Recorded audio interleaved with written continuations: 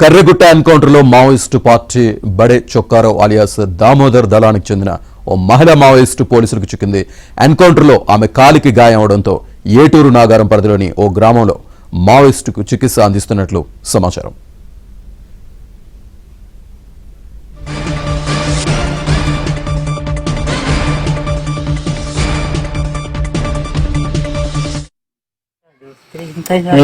saya pilihan purun gitu.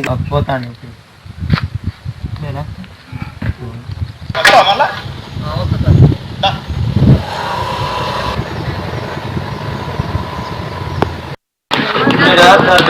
Chalo.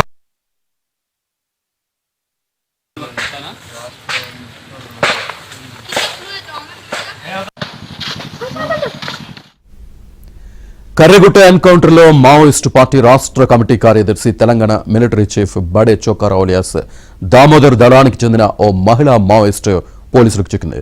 ఎన్కౌంటర్లో ఆమె కాలికి గాయం అవడంతో ఏటూరు నాగారం పరిధిలోని ఓ గ్రామంలో మావోయిస్టుకు చికిత్స అందిస్తున్నట్లు సమాచారం. పూర్తి డీటెయిల్స్ మా కరెస్పాండెంట్ నవీన్ అందిస్తారు. నవీన్,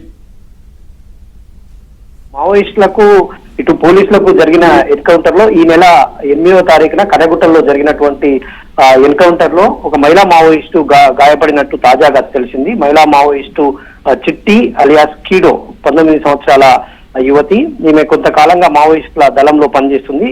ఈమె మావోయిస్టు రాష్ట్ర కార్యదర్శి దామోదర్ కు 3 అంచెల భద్రత ఉంటుంది. ఆ 3 అంచెల్లో మొదటి అంచె భద్రతలో సభ్యురాలుగా ఈమె కొనసాగుతా ఉన్నారు.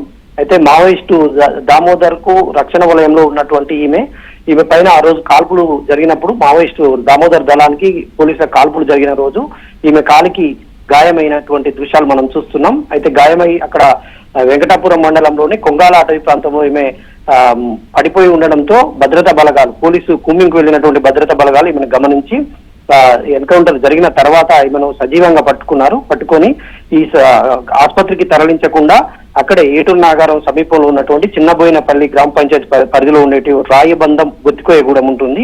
ఈ గొత్తికోయగూడెంలో ఆ మహిళా మావోయిస్టుకు రహస్యంగా పోలీసులు చికిత్స అందిస్తున్నారు.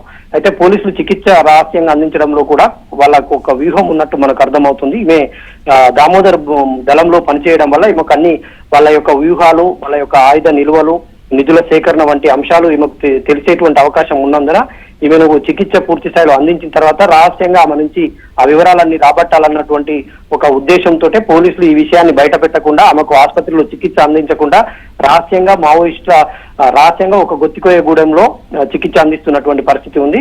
అయితే దీనిపైన పోలీసులు స్పందించడం లేదు. ఒకవైపు తెలంగాణ పోలీసులు మేము కూంబింగ్ చేయడం లేదు, మావోయిస్టులతో లొంగిపోవాలని మాత్రమే చెప్తున్నామని చెప్తున్నారు బయటికి. కానీ ఇంటర్నల్ గా మాత్రం ఇట్లాంటి ఘటనలు జరుగుతున్నాయి. ఇది ఒక కలకలం రేపే అంశం. ఎందుకంటే తెలంగాణ పోలీసులు చేసినటువంటి ఆపరేషన్ లో ఈ మావోయిస్టు చిక్కింది.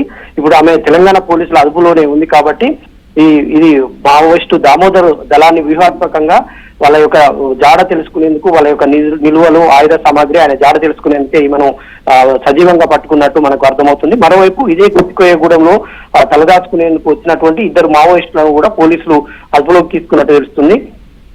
వారికి ఆశ్రయం ఇచ్చినటువంటి వ్యక్తిని పోలీస్ స్టేషన్ కు రావాలని హుకుం జారీ చేయడంతో ఆయన ఇప్పటికే అదృశ్యమయ్యాడు. 2-3 రోజులుగా ఆయన కనిపించడం లేదని వాళ్ళంతా కూడా ఆందోళన చెందుతున్నటువంటి పరిస్థితి. ఇవన్నీ కూడా ములుగు జిల్లా పరిధిలోనే, తెలంగాణ పరిధిలోనే జరుగుతుండడం అనేటువంటిది మనం చర్చానీయాంశంగా చెప్పుకోవచ్చు వస్తున్నాం.